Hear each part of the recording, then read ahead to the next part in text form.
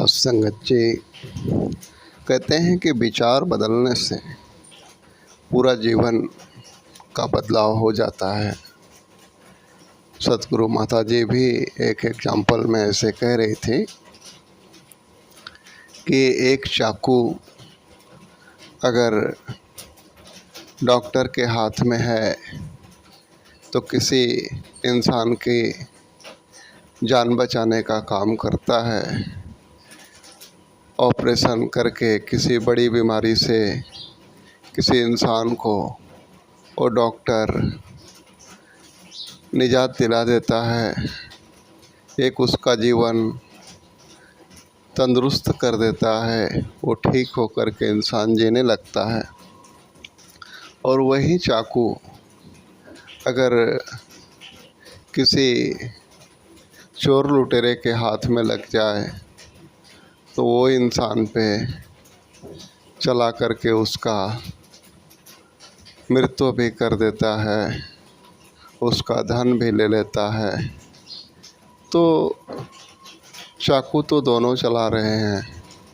Doctor भी operation कर रहा है तो चाकू से किसी का बदन काट ही रहा है, और लुटेरा भी उसी चाकू से किसी के ऊपर वार कर रहा है तो वो भी बदन को काट ही रहा है।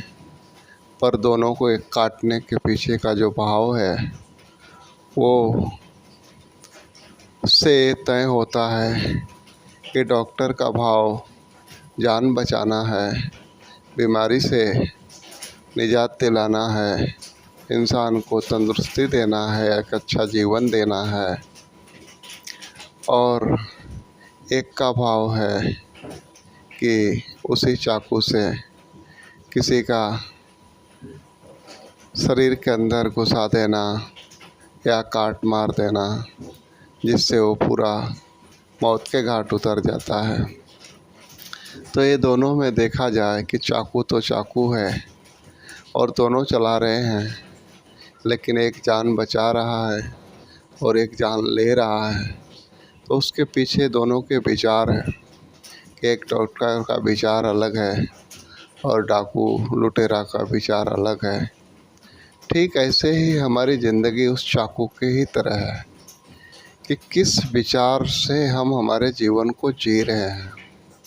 हमारे जीवन को अगर एक सबके कल्याण के लिए, खुशी के लिए, आनंद के लिए, हैप्पीनेस के लिए, एक जीवन में कुछ बेहतर कर जाने की विचारधारा से अगर जिया जा रहा है तो हमारा जीवन खुद के लिए भी सुखदायी है, औरों के लिए भी सुखदायी है।